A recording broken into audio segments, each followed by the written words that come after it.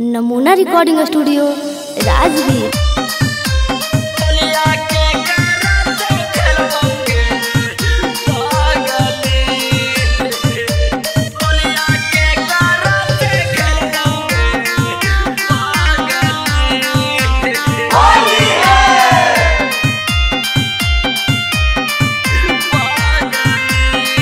आगे छोड़िए के जही ससुररिया होलिया के करा से खेलबोगे पागली। आगे छोड़िए के जही ससुररिया होलिया के करा से खेलबोगे पागली। होलिया के करा से खेलबोगे पागली। फागुना माना झेलबोगे आगे छोड़िए के जमी ससुररिया होलिया के करा से खेलबोगे पागली। आगे छोड़िए के जमी ससुररिया होलिया के करा से खेलबोगे पागली।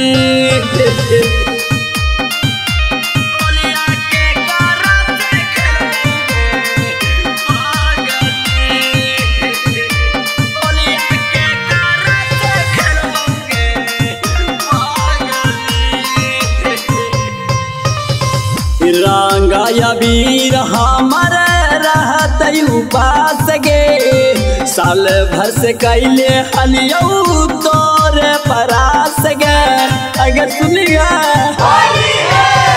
रंगाया वीर हमार रहत उपास गे। साल भर से कैले हलियौ तोरे परास गे। आगे पियावा के धनिया कवरिया होलिया के करा से खेलबोगे पागली। आगे पियावा के धनिया कवरिया होलिया के करा से खेलबोगे पागली। ई फागुना माना झेलबोगे पागली। होलिया के करा से खेलबोगे ई फागुना माना झेलबोगे पागली। होलिया के करा से खेलबोगे पागली। आगे छोड़िए के जाही ससुररिया होलिया के करा से खेलबोगे पागली। आगे छोड़िए के जाही ससुररिया होलिया के करा से खेलबोगे पागली।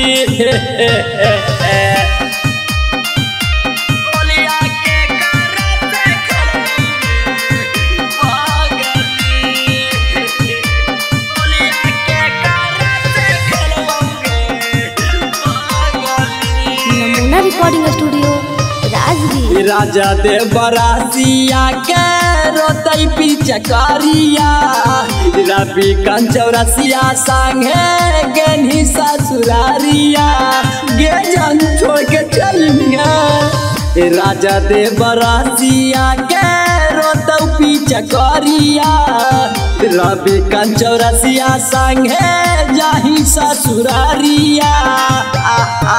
अगर रोते रोते खा लेबौ जहरिया होलिया के करा से खेलबोगे पागली।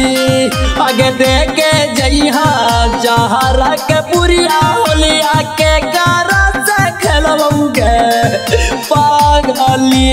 होलिया के करा से खेलबोगे पागली। फागुना माना झेलबोगे पागली। होलिया के करा से खेलबोगे पागली। फागुना माना झेलबोगे पागली। आगे छोड़िए के जाही ससुररिया होलिया के करा से खेलबोगे पागली। आगे छोड़िए के जाही ससुररिया होलिया के करा से खेलबोगे पागली। नमूना रिकॉर्डिंग स्टूडियो राजगीर।